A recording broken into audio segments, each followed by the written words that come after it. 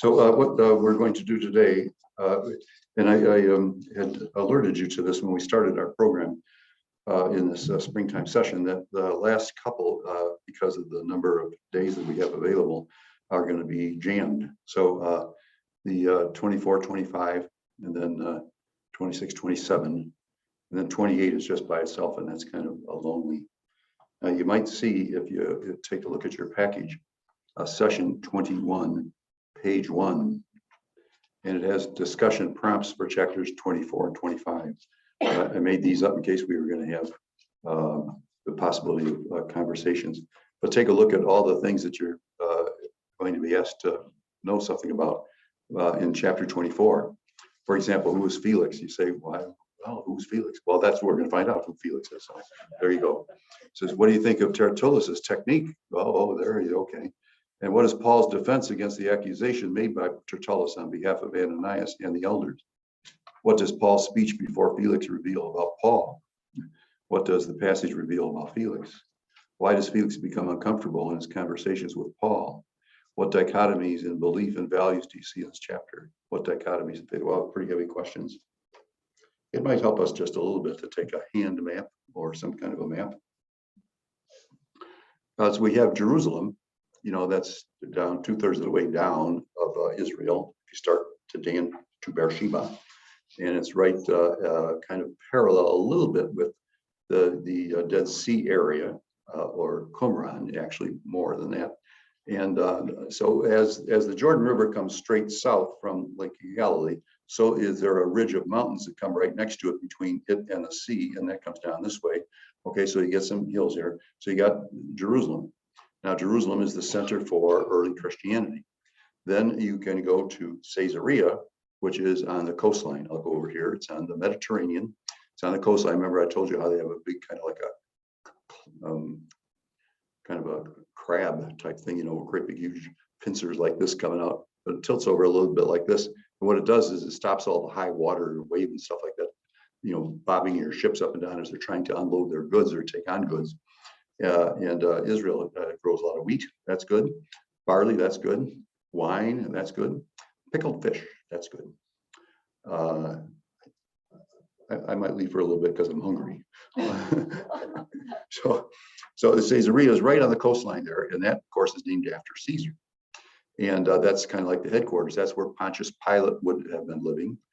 He got fired in the year 36, and because he was doing some things that were atrocious to the people there, and they complained.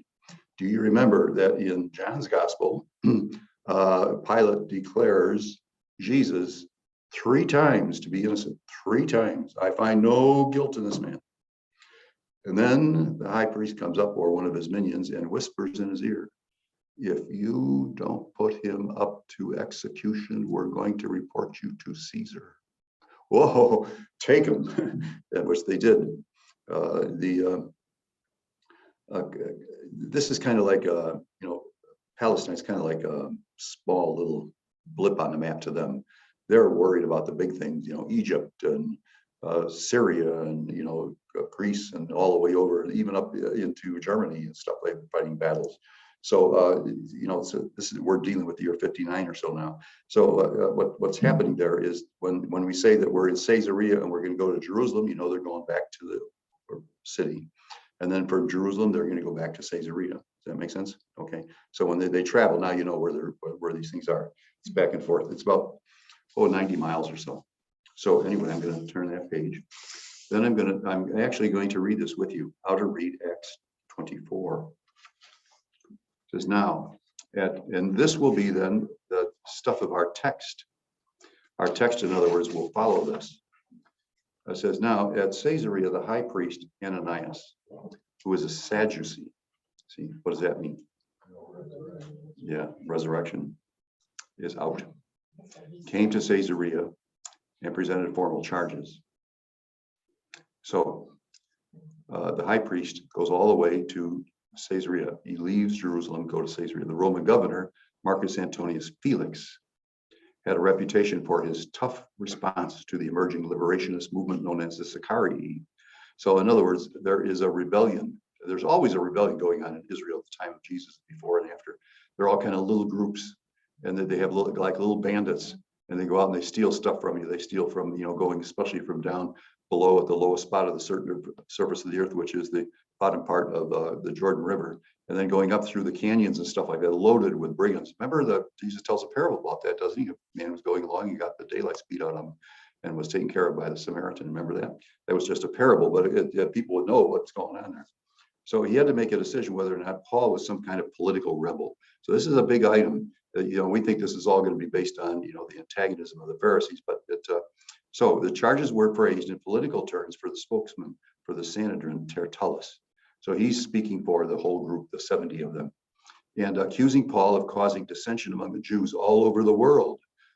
See, so in other words, they're getting reports of these synagogues that Paul has visited in his first missionary journey and stuff like that, and the second missionary journey. So they're hearing from these outliers there, and they're saying, well, Paul has been out there to all these places, stir up people to be a rebel against the government. Well, you know what that means? There's going to be real trouble here. This is what we call a dissolving text, because it's wrong, accusing Paul of division all over the world, the leader of a sect, the Nazarenes.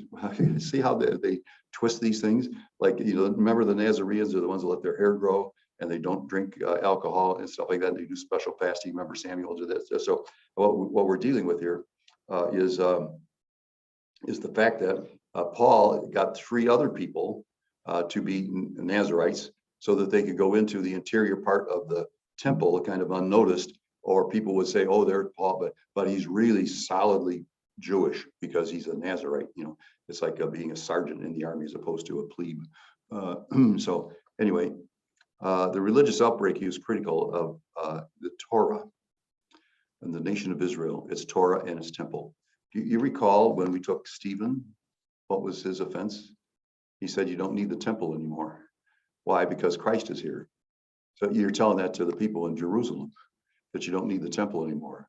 And that's been their privilege.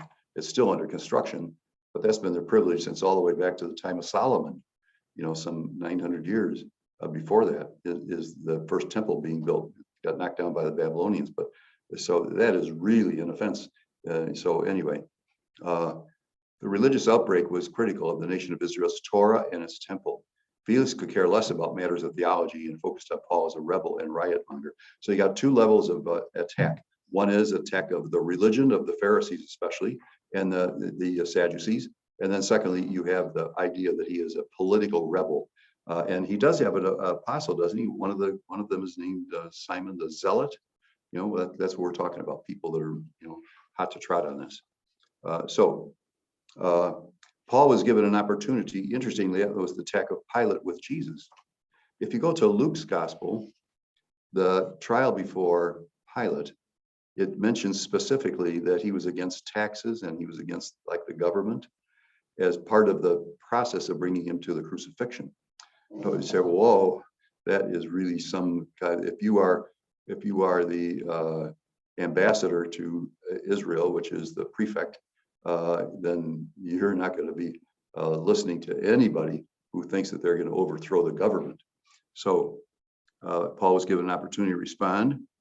There were no witnesses about the issues.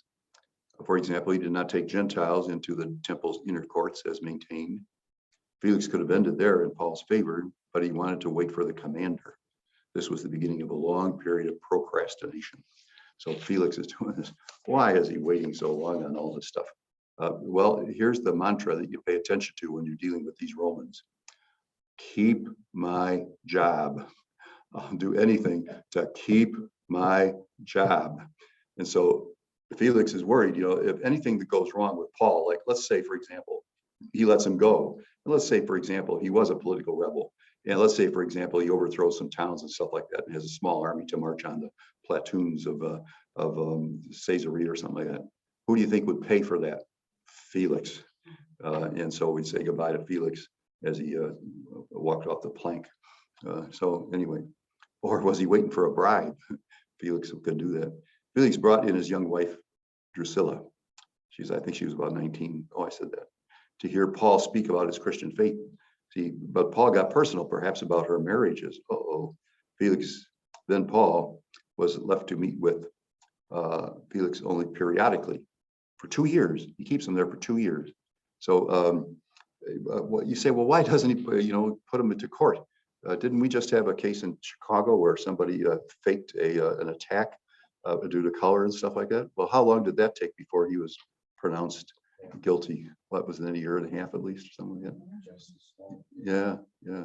So that's, they were probably basing it on the biblical motif. So it says, and so Felix, then Paul was left to meet with Felix only periodically. So for 2 years, Luke himself went around Palestine to research about Jesus' ministry. Now, this is something we don't know about, except we find about it now. If you go to that book that I've mentioned before, Dear and Glorious Physician, it's a 600, 500 pages or something like that. So it's a good for reading, for a day or for a month or for a good half of the year. And so but at the end of it, what you do is you get to the last chapter, the last parts of that. Luke goes to visit Mary and in her home. And who has the most reportage of Mary in the 4 Gospels? Luke. So this book that was written in the 1950s kind of maybe had that insight that Luke got his information from somewhere. He says he's a historian. So now it tells you here he's a historian. So what he's doing, he's going around talking to as many people as he can about what the situation is in Israel. Remember, Luke is not an Israelite. He's not a Jew. He's a Gentile. He came up with Paul on the end of his Asia Minor part of the second missionary journey when they crossed over to Europe. Remember, there's a famous word "we" there. We're going to kind of find that later on too. There's 4 times in there where he says "we," so it's me and Paul and the others, or Paul and me and the others. So anyway, let's continue. Luke himself went around trying to get information. When he returned to Caesarea, Luke could have laid foundation for Acts by meeting and discussing with Paul. Isn't that interesting? There were not anxious days, but Felix is removed, and his successor was Porcius Festus. So you get Felix first and then Festus, who had no Jewish wife nor an information bank about Judaism. So he tried to make friends with the Sanhedrin, which only allowed to reignite Paul's case because the Sanhedrin hated Paul. They urged that he be brought to Jerusalem for trial. So now remember, we're down in Caesarea. The Felix had been down there in Caesarea. Now there's a new procurator. And so facing certain death, Paul appealed, as was a custom for the Roman citizens to be heard in Rome before the emperor. Paul had envisioned going to Rome for many years, but now he was going there as a Roman prisoner. So Festus could have dismissed the charges, but he lacked the courage. So Porcius Festus. So now we're going to call this guy Festus. So Herod Agrippa is said to, I don't know how that, Agrippa II. I was so anxious to get this on paper that I lost space. I'm sorry. To Festus for a short while. After hearing Paul speak, this man could have been set free if he had not appealed to Caesar. So Felix left Paul in prison for 2 years. My goodness. Now, the next page that I have for you here is just a meditation from the Irish perspective. Yeah, but it fits into the theme that we're developing here, because what is happening with Paul, it's taking him some time, quote unquote, to go to his death. He's bandied back and forth to the Jews, to the Sadducees, to Felix, to Festus, to Rome, to the Caesar himself. We don't get that in the Acts of the Apostles, though. So all of this is happening. He spent several years in kind of house prison, they might call it, in Rome. And then eventually he's put into the worst cells ever that you can find in a prison, which are holes in the ground with a grate over the top. And that was right before they took him out for execution.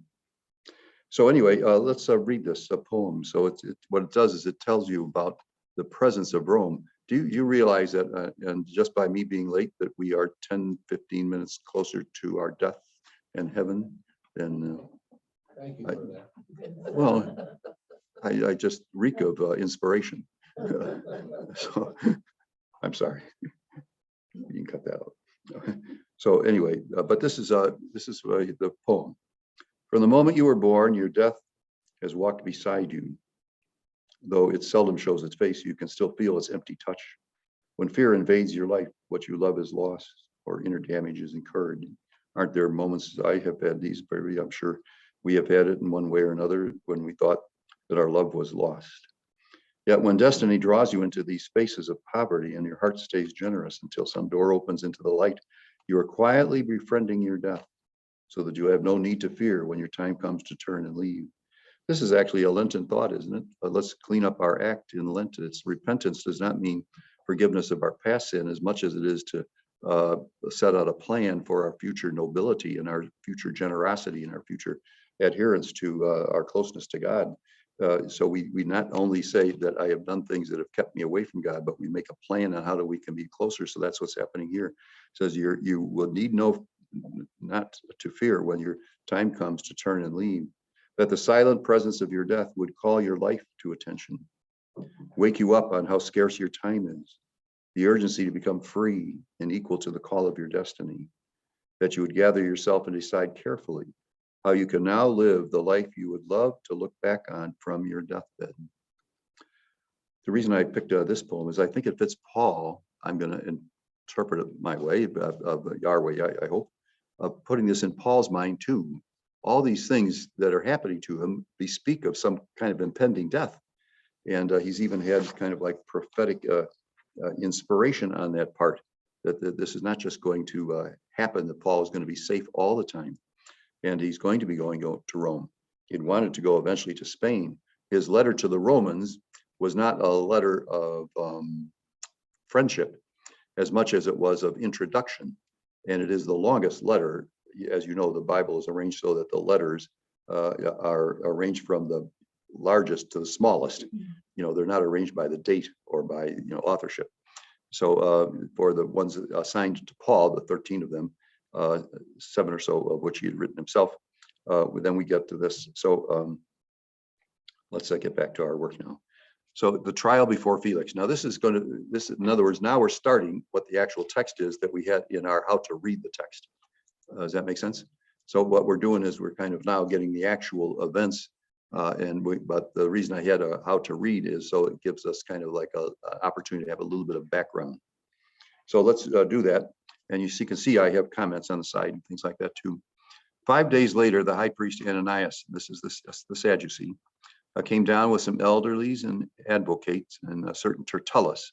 See, like he was the head of the, he wasn't the head of the Sanhedrin, but he was speaking for them. They presented formal charges against Paul to the governor. When he's called, Tertullus began to accuse him, saying, "Since we have attained much peace through you," he's talking to Felix, "is this syrupy or not?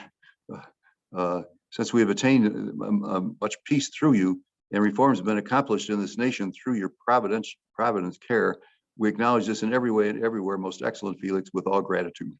So, in other words, this guy's a hero, in this guy's mind, or at least in his words. And so I put down there flattery, actually unrest about insurrection and things. So we found this man to be a pest. He says he creates dissension among the Jews all over the world as a ringleader of the sect of the Nazarenes. Do you see how false that is? Treason against Pax Romana, the famous Roman peace, which means that they were without war for decades upon decades. He even tried to desecrate our temple, but we arrested him. How did he do that? Well, he was being accused of bringing a Gentile into the temple area. Not the temple area outside, but the temple area inside, which should have brought that man to his death. It says so on a large sign outside, "Don't come in if you are not a Jew." He says, "We even tried to desecrate a temple, but we arrested him. But if you examine him, you will be able to learn from him for yourself about everything of which we're accusing him." See, the Jews wanted to try him themselves to put him to death, didn't they? So religion becomes treason. In other words, Christ becomes treason to the Jews. And they're not bad people, they're good people, but for them, Jesus is abhorrent because of what he's saying about, to their mind, the breakdown. Well, they'll take the Sermon on the Mount. Jesus said, "You heard it said before, but I tell you." So what he's doing is he's showing you the very underlying truth and pool of reservoir of meaning to the fact that you get an eye for an eye, tooth for tooth. So somebody kicks your dog, because he came over through the bench, through the brushes of your house, and so what you do is you go back and you kick his dog, and he kicks your dog, and all of a sudden see an eye for an eye, a tooth for a tooth. So what Jesus is saying is get to the core of what your hatred is. Then you'll discover that you can repair that with love, and then that will make you a different person. So that's what's happening here when he says that religion becomes treason. Now I'm at verse 9. The Jews also joined in the attack and asserted these things were so. See, and so then the governor mentioned motion to him to speak, and Paul replied. So and I put down there, he denies these charges. I know that you have been a judge over this nation for many years, so I'm pleased to make my defense before you. So as you know, they're interviewing for the last 2 days. They've had the next Supreme Court judge has been they're being asked all kind of questions. And so this is exactly when they want to introduce her, if you're friends of hers, which most of the crowd was, the senators, then he said all kind of wonderful things about her. That she was supposed to be the greatest lawyer, lawgiver, law judger, and stuff like that. So you say, well, that might be a little bit puffed up, but no, but they want to be sure that you get the message that they feel very confident in her, that particular group. So then the governor says to Paul, he says, I know you've been, and Paul says, I know you've been a judge over this nation many years, so I'm pleased to make your defense before you. As you can verify, not more than 12 days have passed since I went up to Jerusalem to worship. Neither in the temple, nor in the synagogues, nor anywhere in the city did they find me arguing with anyone or instigating a riot among the people. In other words, where's your evidence? If you went before the Sanhedrin, by the way, and you lied to them, then you are to get the punishment that was about the person you lied. So if you come in and say, the dog came over and made a mess on my soil and stuff like that, and that was all a lie. The guy doesn't even have a dog. So anyway, what happens is you get the punishment. So they're not messing around here. He says, nor can they prove to you the accusations they're now making against me. But this I do admit to you, that according to the way, which they call a sect, see, that's, remember, Bartimaeus chapter 10 in Mark's gospel, the blind man is asked, what by Jesus, what do you want? I want to see. And to see doesn't mean to have visual, ocular sight alone. It means to see the reality and truth and love of God for us to send his only son to us. So when Jesus starts up through the canyons, do the apostles follow him right away, or do they take the leadership? No, they don't. Jesus, then the blind man who just was allowed to see the deeper truth of life, and then the apostles behind him, and then the crowd that follows Jesus everywhere. So what you have here is the same type thing. The way, which they called a sect. I worship the God of our ancestors, and I believe everything that is in accordance with the law and written in the prophets. See, the one great thing about the Judaism was, in the face of the Egyptians, the pagans, the Zoroasters, the Romans, the Greeks, all who had hundreds upon hundreds of gods, here we have finally monotheism. Egypt tried it for a little bit, but it was soon overcome. Where the new emperor or new pharaoh came in and tried to erase all of the various gods except for the son. Aten came in, and only the son. He was the father, by the way, of King Tut. And so that didn't go too far. People came back. They wanted to have all of their ceremonies and stuff like that, of all the religious experiences they had. So there was not just one God. Even built a whole city to honor just one God. So, but that is nothing like what the Jews do, because they lived this for centuries now. For some, all the way back to the time of Abraham, when God spoke to him that there is one God. So this monotheism, he says, I worship the God of our ancestors. I believe everything in accordance with the law and written in the prophets. I have the same hope in God as they themselves have. There will be a resurrection of the righteous and unrighteous. See, I put down there below that's the belief of the Pharisees. And that's not a crime against the state. For the Pharisees, when they say there's a resurrection, they don't put them in jail, do they? So this all has to go back to Jesus eventually. And so while I was so engaged, they found me after my purification. Oh, he says, after many years, I came to bring alms for my nation and offerings. That's what he does. Remember, he made a collection to bring back because the poor Christian followers of Jesus were being hurt because of the fact that there was a preference for giving them any money to the poor Jewish Christian widows and others. And so anyway, Paul is bringing money for them. And so anyway, and these were the openings. So anyway, I put down 5 years before they had a conference. And in that conference, that we had covered before, Peter and his crowd up in the north in Antioch, and the apostles and James and their crowd down in Jerusalem, they made a kind of understanding now on what it is to become a follower of Jesus Christ if you are a Gentile. You follow some of the Jewish regulations, but not all of them. So while I was so engaged, they found me after my purification. Purification here means baptism, in the temple without a crowd or disturbance. Oh, excuse me, that's not pure. His purification was that he cleansed himself in the mikvah before he goes up into the temple area.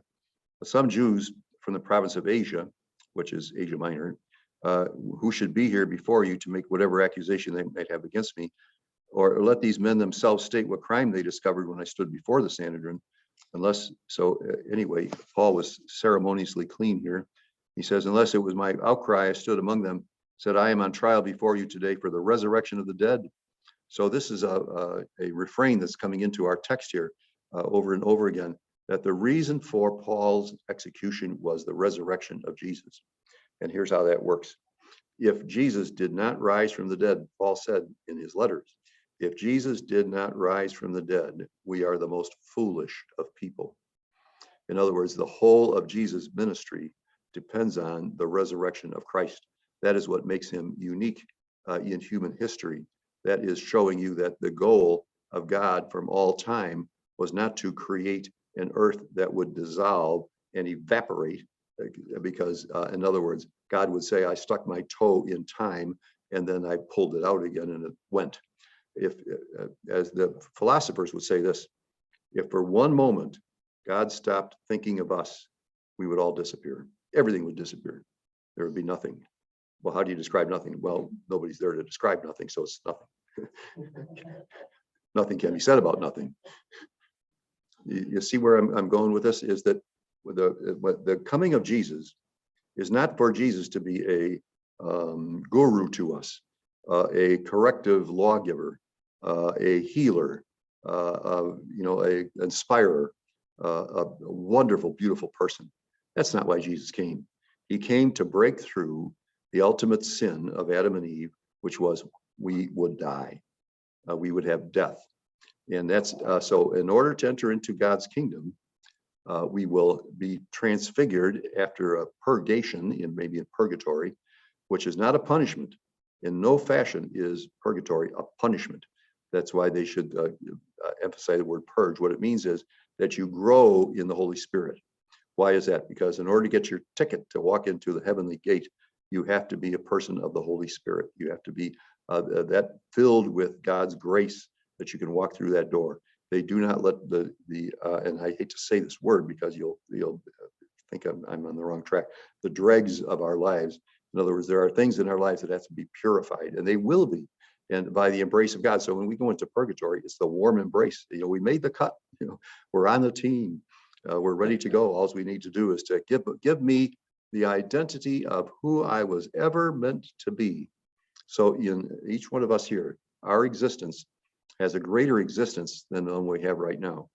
That does not mean to deprecate in any kind of fashion, our present status of being nice people. Well, I'm talking about, yes, every one of us, we're nice people, and we want to be nicer. But so that's very good that we are of that quality. And so every single one of us will be able to see ourselves eventually as to the real being that we are. And then it will come to us that we are the real person that only we are. There is no other me out there, nor ever will be. I am me, a new creation, and that new creation will be itself a wonderful, wonderful gift to everyone else. So heaven is going to be one happy party.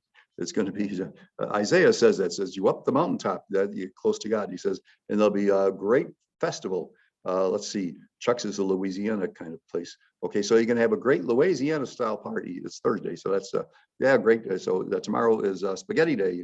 So anyway, of course I'm making fun of all this, but when you get there, he says that all the peoples of the earth will be going up that mountain, and they will be there for the great celestial banquet. So I have not drifted off point. I think this helps us, gives us some background. So when he says that he died for because of the resurrection, it's exactly that. He died because Jesus rose from the dead. If he didn't rise from the dead, there wouldn't be Christianity. Okay, then Felix was, okay, let's continue down here. He gave orders to the centurion, he should pick up custody, but have some liberty. He should not prevent any of his friends from caring for his needs. So it's kind of like a nice arrangement. I have a friend of mine who's going to be released from federal prison just at the end of this week. How about that? We're a very close friends. So anyway, now let's go captivity in Caesarea. Several days later, Felix came with his wife Drusilla, who was a Jewish lady, a young lady. He had Paul summoned and listened to him speak about faith in Jesus Christ. But as he spoke about righteousness and self-restraint and the coming judgment, Felix, being frightened, says, "You may go now, for when I find an opportunity, I shall summon you again." And so anyway, he says, at that same time, he hoped that a bribe would be offered him by Paul. See, Paul's got all this money because he brought it down to give to the people in Jerusalem. And so he sent for him very often and conversed with him, just hoping there'd be, what do we call that in Illinois? The Chicago handshake. So I think I told you about the time I was given an award back in Washington, and the president was there, and the Secretary of Education, and they had this big flag behind it, and stuff like that. And myself and one of the other Carmelites, we were there, says we want that flag because they didn't give them out to people of religious schools, it only to public schools.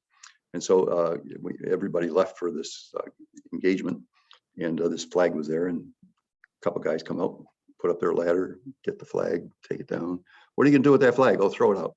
Oh, the Chicago handshake. Okay. Oh, why don't you guys take it? Oh yeah, okay, good. So we didn't steal it. No, we caressed it. Okay, so there we are. I believe that finishes up. 2 years passed when Felix was succeeded by Festus, and Festus wants to ingratiate himself with the Jews, and so anyway. So this is our text, is it not? Okay. Now, do we have any questions or reactions? Or yeah. Earlier in Acts, when the Sanhedrin was dealing with Peter and John, we have Gamaliel warning the rest of the Sanhedrin, if this is of God, you find yourself. Yes. And Gamaliel was false teacher. Yes. Do we know from any other historical sources, was Gamaliel gone at this point? Do you think that he would weigh in on this if he was still in the Sanhedrin? I'm going to repeat the question for the. Oh yes, we're going to repeat the question. Okay. So the question That's a very was good question. Whether or not Gamaliel, who had been earlier saying that if this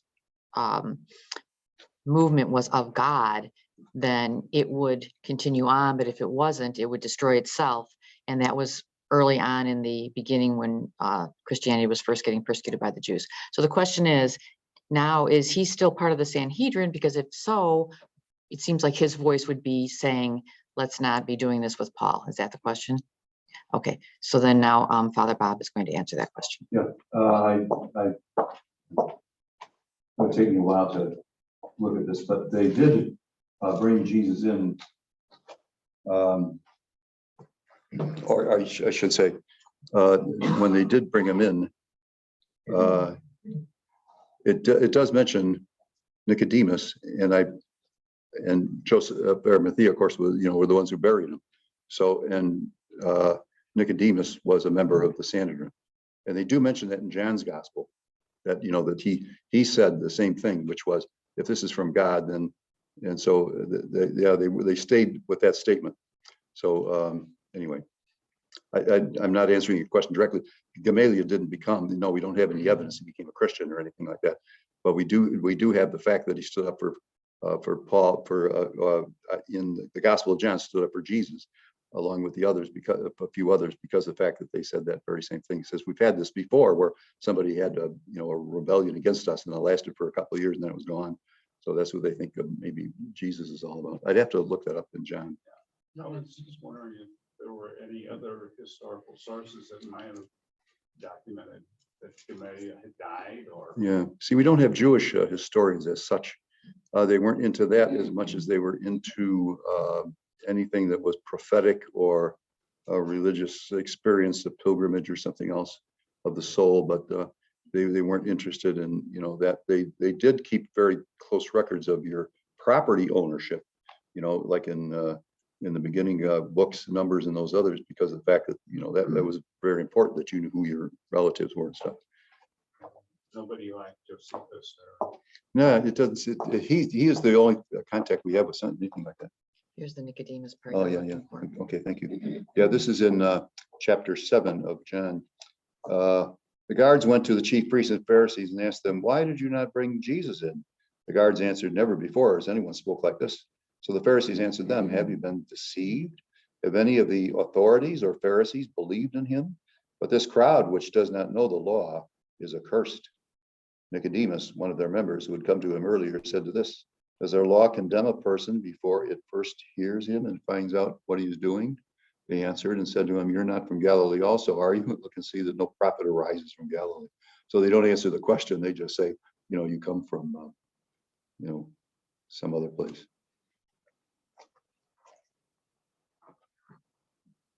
That's a very good question, but we don't. There's no further kind of like, unless you watch some of it. You gotta stand from it. Oh, hi, I'm back again. Sorry, didn't mean to leave you. So let's continue. Any other? Yes, please. I've often wondered in the authors of the Gospels how anyone knew anything about the birth of Christ. But apparently Luke had discussions with Mary, and maybe that's where it comes from, because even the apostles weren't around when Jesus was born. Yeah. Unless he talked to him, but he was born. Right. Like the three wise men or anything like that. Right.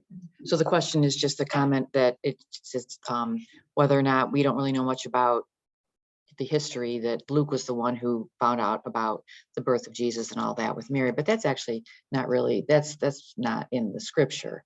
That's extra scriptural that Luke had this conversation with Mary. Oh, yes, that's true. Yeah. It's a novel. Right. So I'm not, it doesn't necessarily, it could have happened and likely happened that way, but we don't have any verification that Luke had a conversation with Mary about what happened at the birth of Jesus. It's just, I was making a parallel to the fact that in our text, it says now here's where Luke used the time off, to go around to do investigating and talking to people. So, but he doesn't give us the content of that. Yeah, that could be where it came from. Yeah, you would think so. Somehow this information came. It's not a fiction. It's not a fable. It's a fact. And so it had to come from somewhere. And you could also, this might sound strange, feel that Jesus begins his ministry at the age of 30. You can be sure by the age of 12, he has wondered, who are these people? Where, we want something about their family. They live in a small village. Other people telling them about stuff in this. I won't be telling him about the birth of Jesus, the Savior, but he'd be telling him about your heritage and other things like that. This is part of the mystery of these things. Any attempt to write beyond what we have in Scripture is usually considered to be not fiction, but to seem to be a dream based on your hope, as so. That's a very good observation that we have, that you wonder where a lot of these things come from. And notice the amount of verbiage that we have in the biblical texts. And you say, where did that come from? Then you say, well, maybe somebody made it all up. Well, then the person who made it up is a genius, because they look at all the stuff that they had and all the insights that they had in particular moments they had. So is it not better to have this statement of Jesus in John, I believe it's 16, if not earlier, in his Last Supper discourse? He says, I am going to send an advocate to you who is going to help you understand and remember everything I told you. So if Jesus is saying, I'm not going to leave here without telling somebody to inspire you, that'd be wrong. So he is giving someone to inspire them with all these events. John is a source of information is on a different kind of a track than what you have in the synoptics, which are very perfectly joined in the sense that they have the Galilee, the journey to Jerusalem, and Jerusalem. Whereas in John, you go back and forth, and have all kind of other things.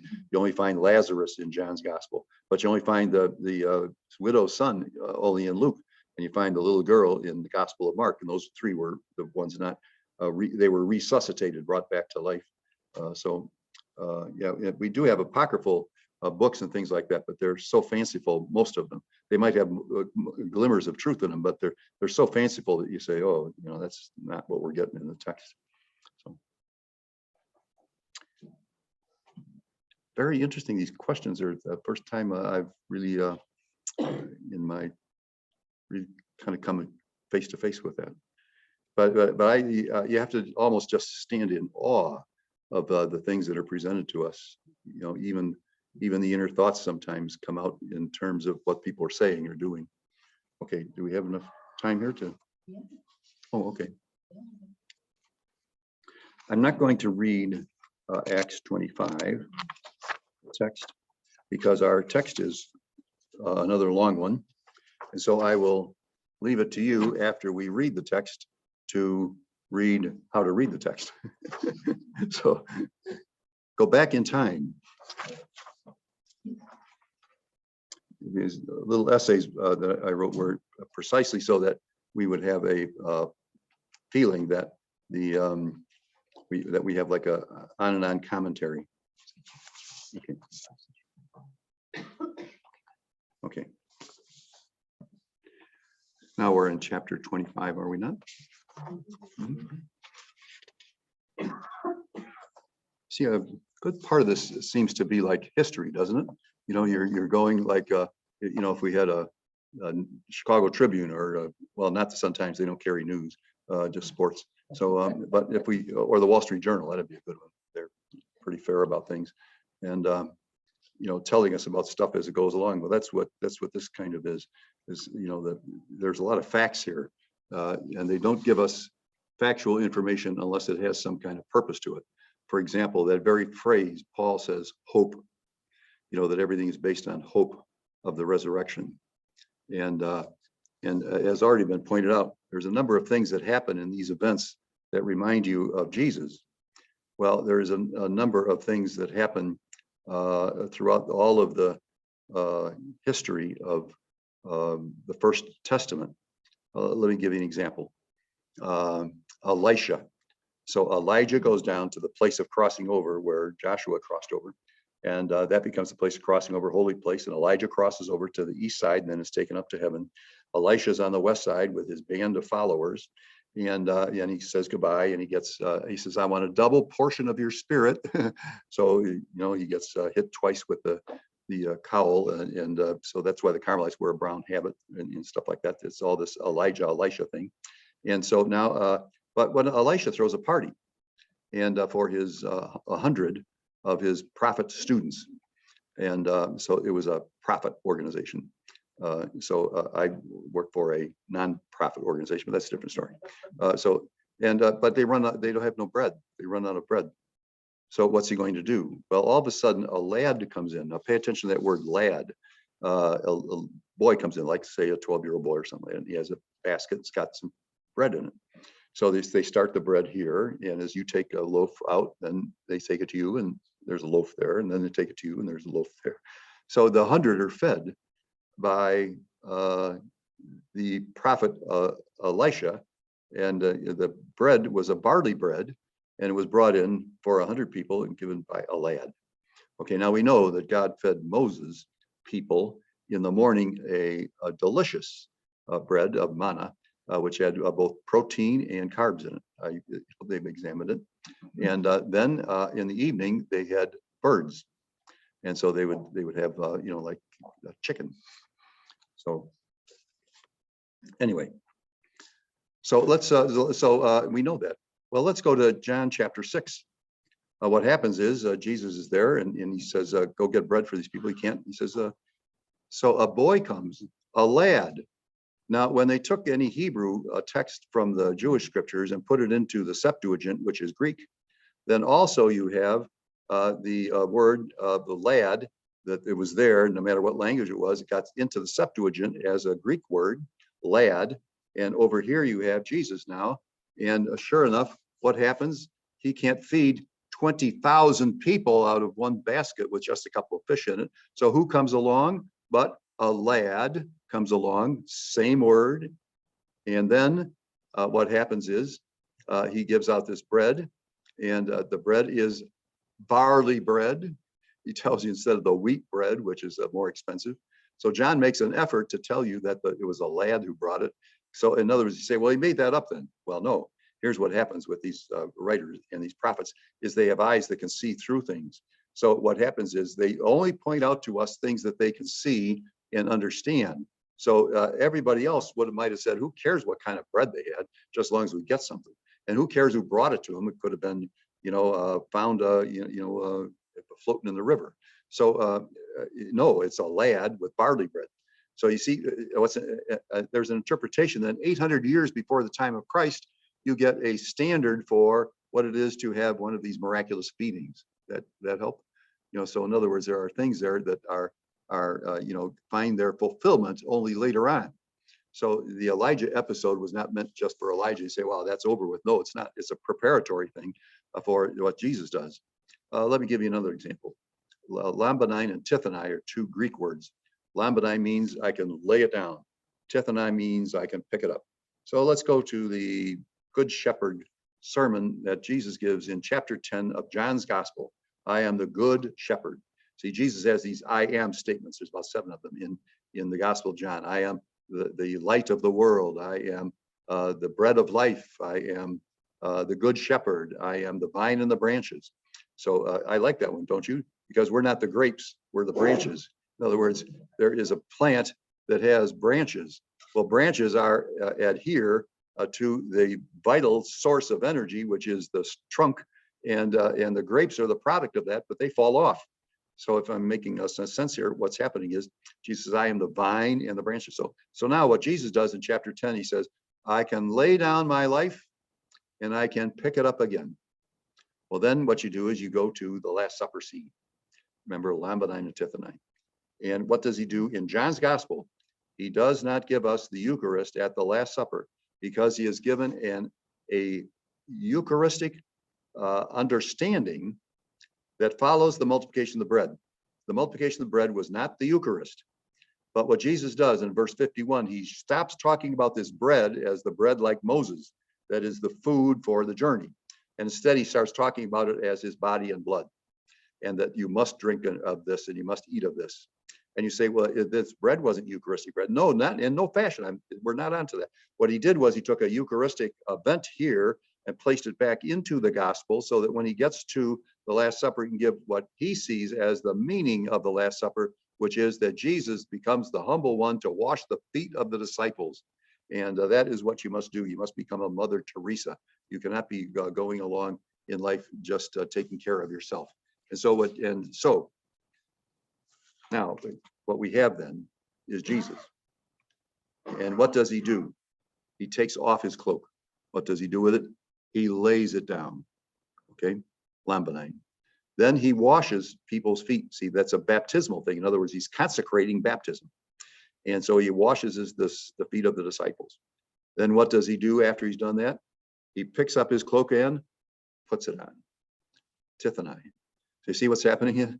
You get in the Good Shepherd sermon, the fact that he can lay down his life and pick it up again. But then what you get in the Last Supper is, for the careful reader, kind of this baptism is Jesus laying down his life so that we can be picked up again in the resurrection. See, I have the power to lay it down and lift it up.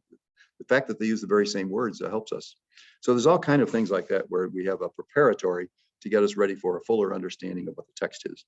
So that's why when we get back to these type of things that Larry and others were talking about is, do we have the full information that we might want on these particular moments of the Acts of the Apostles? I'm going to say that there aren't many, if any, unimportant words that are said.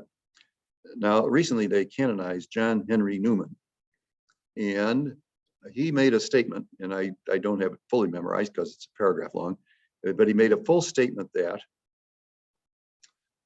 every phrase in the scriptures has a, I'm going to say, grace-filled context. So in other words, even just an and or a the or something like that, every single word there has something to do with preparing for understanding divinity. So the scriptures then are not just history. There's plenty of books out there in history, and there's tons of books out on Paul these days. I'm surprised. I never had in my studies, which were mainly on the Gospel of Mark, I didn't get into Paul. I hate to say this. Oh, well, it's Lent, isn't it? Can we have public confession? Okay, I'm not going to kneel down because I wouldn't be able to get up again. So yeah, I didn't pay attention to Paul. You know, even I'm sorry, I didn't. And then all of a sudden it hit me, you know, that these are treasures, and that every single thing that goes on there is not just some little pericope that we have on Sunday, but are very meaningful things. And ever since then, I've been reading up on Paul and as much as I can. Don't you feel that he's almost unreal in this courage, the stuff that he does? You know, we get heroes like, by the way, Titus Branswell, our Carmelite, he's going to be canonized in May. What was his courage? Well, 38 days he spent at Dachau, and that those 38 days starved him to death. And finally, an injection of some kind of gas fluid or something like that was put into him to kill him. So a hero for our time. Where did he get that kind of grace? Well, Paul had that happen to him like a dozen times. He gets shipwrecked 3 times, and then finally he gets the big one where he lands up on Malta. So let's take our text here. And what do we have for headlines here? It says, appeal to Caesar. That must be that he's saying he's a Roman. And Paul before King Agrippa. See, now the proctor of that whole area was this other guy before that. And so this guy is just a king. So the king of some area.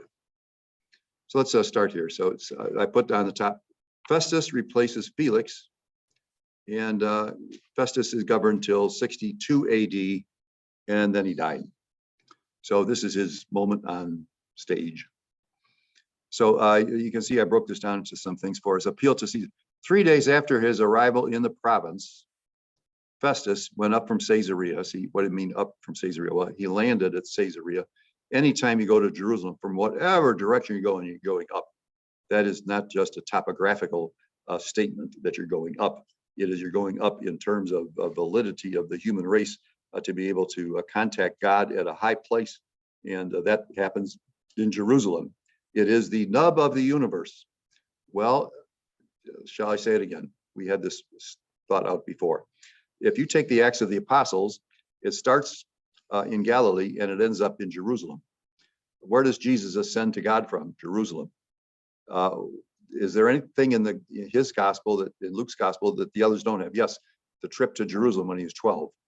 Okay, what about the people who give up on Jesus and start walking home? Where do they go back to when they find out the truth? Jerusalem. So what do the Knights of the Holy Sepulchre have as one of their hymns? Jerusalem. And we sang it on Sunday just a week ago. So what we're dealing with here is that Jerusalem is the nub of the universe. So anyway, 3 days after his arrival, Festus went from Caesarea to Jerusalem, where the chief priests and Jewish leaders presented him their formal charges against Paul. So, and as a favor to have him sent to Jerusalem, for they were plotting to kill him along the way. So here you are. This is where it's getting. This is the something you know, for a TV show. The transfer to Jerusalem is specifically so that the people who want to kill Paul are out there looking for him. And if they kill him and somebody sees who they are, it doesn't matter, because they'll say I wasn't there. So they can't kill him in Jerusalem right in front of everybody. Can't kill him in Caesarea in front of everybody. So they want him to march up their opportunity. Festus replied that Paul was being held in custody in Caesarea, that he himself would be returning there shortly. See, so Festus had gone up to Jerusalem. Now he comes back down. He wants to go back down to Caesarea. And so Festus replied that Paul was being held in custody in Caesarea. He himself would be there shortly. He said, let your authorities come down with me. And if this man has done something improper, let him accuse him. See, so what I have on the right-hand side, a mishmash of religious and political offenses. In other words, there's two major things they're going to do. We just found out. One is that Paul is a rebel. The other is that Paul is a heretic. So next block, I have verses 4-7. Festus replied that Paul was being held in custody in Caesarea, that he himself would be returning shortly. He says, let your authorities come down with me. After spending no more than 8 or 10 days with them, he went down to Caesarea, and there on the following day took his seat on the tribunal, ordered that Paul be brought in. When he appeared, the Jews who had come down from Jerusalem surrounded him and brought many serious charges against him, which they were unable to prove. Luke is not a biased writer here. He's a truthful writer. They didn't have anything on him. So I put down there, the defense was successful because we have this accusation. So he says, I have committed no crime against the Jewish law or against the temple or against Caesar. Those are the things that they were peeved at. Then Festus, wishing to ingratiate himself with the Jews, said to Paul in reply, are you willing to go up to Jerusalem and there stand trial before me on this charges? Paul says, I'm standing before the tribunal of Caesar. This is where I should be tried. I have committed no crime against the Jews, as you have very well known. See, there is a thing called provocatio ad Caesarem, which is you can always appeal to the emperor. You know, it's supposed to be like a folksy empire. Of course, what that means is you got to walk through about 20 people to get even, close to him. So then Festus, wishing to ingratiate himself with the Jews, see, he wants to get along with them, said, Paul, now what does that come in? What's the mantra again? Save my job. So what he wants to do, he finds out the Jews here are foaming about this character. So what he wants to do is kind of get in with them. And with the Jews, said to Paul in reply, are you willing to go up to Jerusalem, stand there trial? Paul says, I'm standing before the tribunal of Caesar. See, that's where I should be tried. I have committed no crime. If I committed a crime or done anything deserving death, I do not seek to escape the death penalty. Now, this is important. But if there's no substance to the charges they are bringing against me, then no one has the right to hand me over to them. I appeal to Caesar. Then Festus, after conferring with his council, replied, you have appealed to Caesar. To Caesar you will go. Why does Festus say that? To keep my job. So he doesn't want to have anything happening to this person under the Jewish people, and then other people go back to Rome and complain. You say, did that ever happen to anybody? Yes. Go to the year 36. Now, Pilate puts Jesus to death in the year 30, April 7th. Jesus goes to the cross. Then after that, Pontius Pilate still remains until he does something else that got the Jewish leadership all upset, and they sent secret letters to Rome, and they fired him. And they sent him to Spain, to some other useless place. Jerusalem was seen as somewhat of a, crossroads, useless place in their mindset compared to the big cities, Alexandria or Antioch or Ephesus or Rome. So anyway, so it could be that these people are very sensitive about anything like this. So to Caesar you will go. Now, Paul before King Agrippa. See, I put down the year 62, Caesar becomes malicious. In other words, for about 4 or 5 years, Nero had ruled in Rome fairly decently, as doing the business of an emperor. However, he really gets into some perfidious things in the year 62. He wants to build in the center of Rome a magnificent kind of civic center of huge buildings and temples and shops and things like that. However, the land that he sees has housing in it. So somehow it was torched. And he didn't seem to take blame for it. So people are pretty convinced that he did it so that he could get his land. And well, we have that today going on in Europe. So I want that land.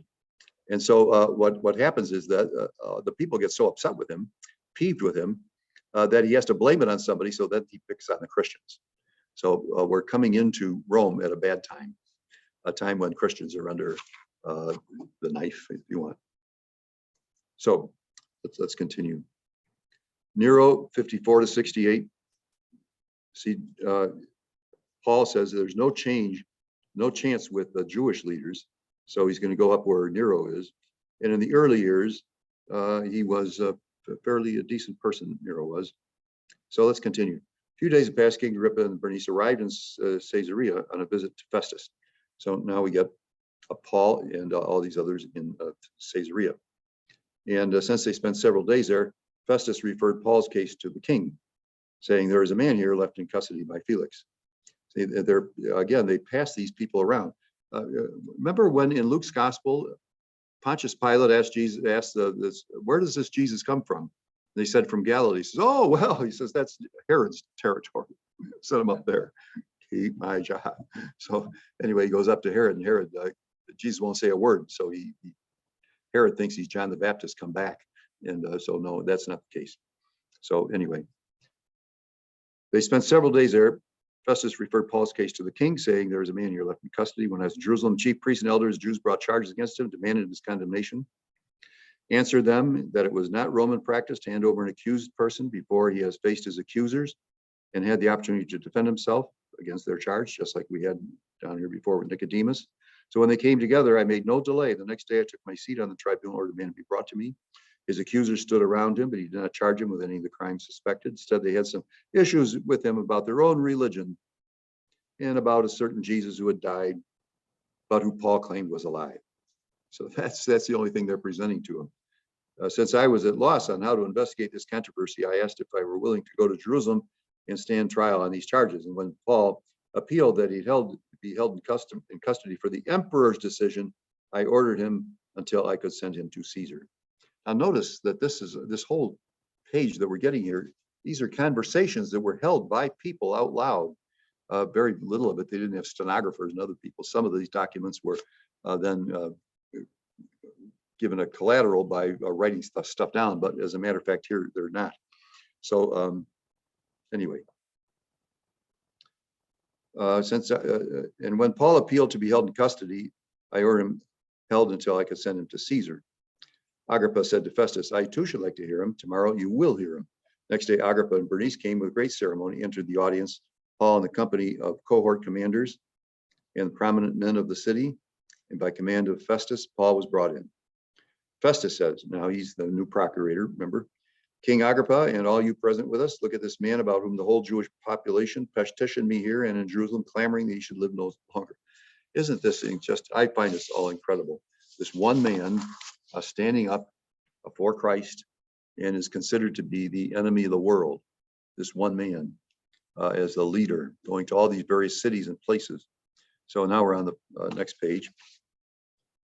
However, I found out that he had done nothing to deserve death. And so when he appealed to the emperor, I decided to send him. See? In other words, keep my job. Let the emperor put him to death. But I have nothing definite to write about him to our sovereign. Therefore, I have brought him before all of you, and particularly before you, King Agrippa, so I may have something to write as a result of this investigation. For it seems senseless to me to end up as a prisoner without indicating the charges against him. So I put down there, the Jews manipulated civil authorities that their lack of courage would send Paul to a Roman court.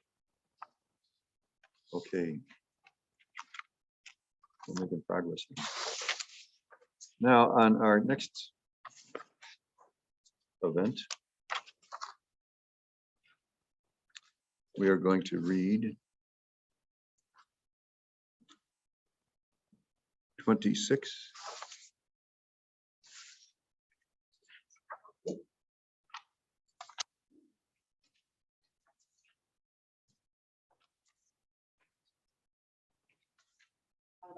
One class left. 26 to 28 are assigned to last class. Okay, I'm trying to find my calendar.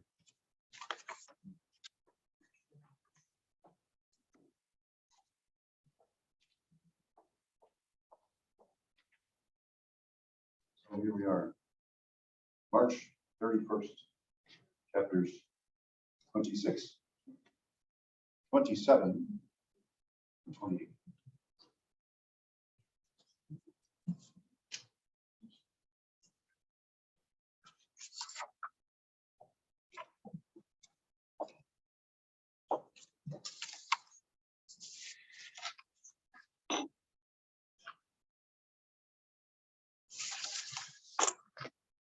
The reason we did that is we have been doubling up, so we have 26 and 27, but we threw in 28 because it's so brief and to the point. So what we should expect next week is the sailing ship going down. So you might want to bring some flippers and a wetsuit.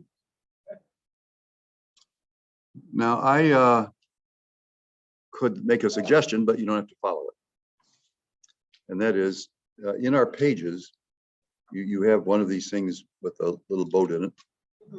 And it's very small print, right? Now, this is taken from a famous author on shipping in the Mediterranean.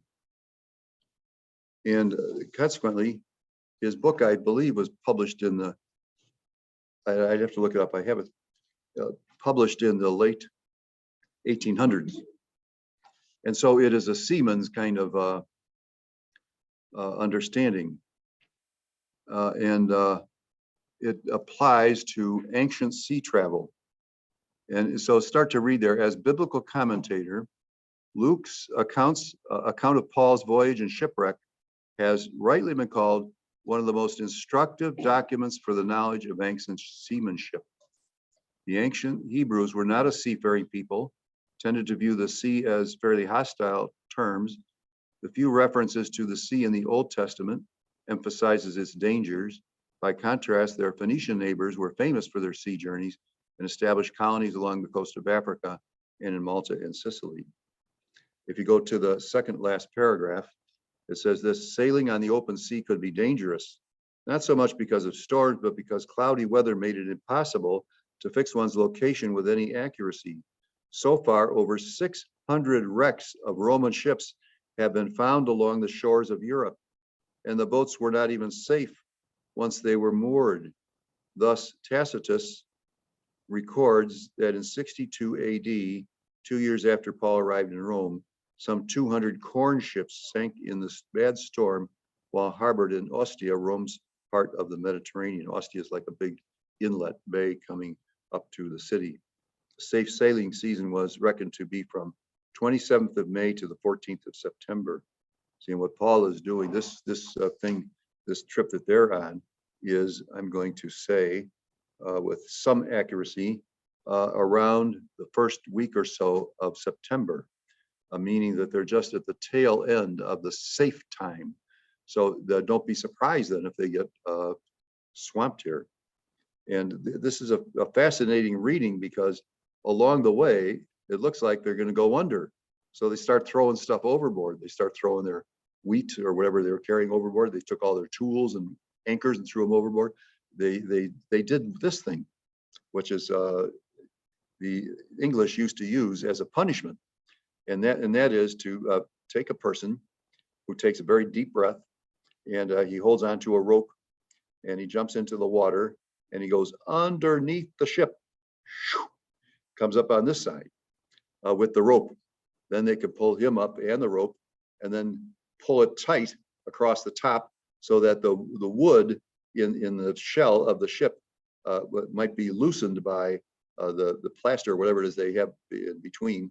Could be loosened, and the ship could fall apart. Is that incredible, or is that incredible? They got to sew up the ship. Now, when they did, the British did, as punishment was this: their ships, were out in the sea all the time, so they were covered with barnacles and other type things. So they would take and make the guy, put him on his back, tie him there, and he would not, do it of his own free will, and they'd drop him in the water, and the rope on this side then would pull him. So he'd kind of come down, scratching his back off and his legs off and stuff like that, bringing them up on the other side, and half of them drowned, the other half bled to death, and that was that. That was so don't mess with the British Navy. Okay, so you might want to take a read of that just because it makes it a little bit more interesting when we get into the story of Paul on this voyage. See, Paul told him ahead of time. He says, "Don't be leaving now to go out on this thing. I'm telling you, it's the wrong time of the year to go." And but they were, as a businessman can be, they had some loot. They wanted to get the money for this crane, and so why wait another 4 months or something like that? So anyway. So we all set? Any questions? Any questions, observations? No, so is this our last session together? No, we have one more session. Yeah, but I mean, that will be our last session. Yes. Oh, we should get a cake or something. Okay, well, let me just see if we have any questions in the. All right, so no questions from here? All right, then I'm gonna just stop the recording. Well, it's, we should get a great big huge cake, but it's Lent, so let's just get a cupcake. I mean, you want to have some kind of something. Yeah. Okay, all right. So just a reminder then, we have one more session after this, and that would be next week, a week from today, March 31st. And we'll see you then for the last 3 chapters of Acts. Thank you for listening to our recording.